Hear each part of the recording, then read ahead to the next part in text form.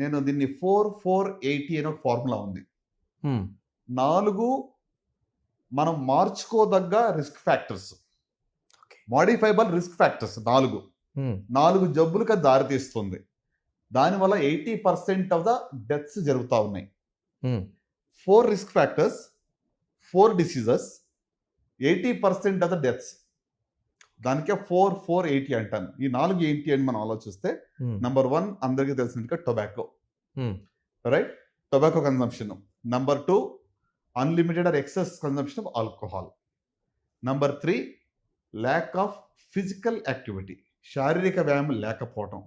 Number 4 అనుకుంటే, అంటే 4th one ఏంటంటే మనకు టొబాకో అయిపోయింది, ల్యాక్ ఆఫ్ ఫిజికల్ తర్వాత ఫుడ్ అంటే ఫ్యాటీ డయట్ కానివ్వండి, అన్హెల్తీ డయట్, ఆరోగ్యానికి హాని చేసేటువంటి ఆహారం తీసుకోవడం. అందులో చాలా మంది అంటారు కదా, you are what you eat.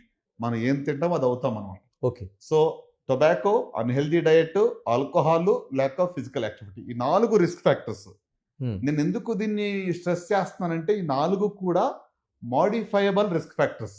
Okay. అంటే ఇది జెనెటిక్ గా వచ్చింది కాదు. ఓకే. ఫ్యామిలీలో రన్ అవుతుంది అందుకు వచ్చింది, నేనేం చేయలేను అనే పరిస్థితి కాదు ఇది.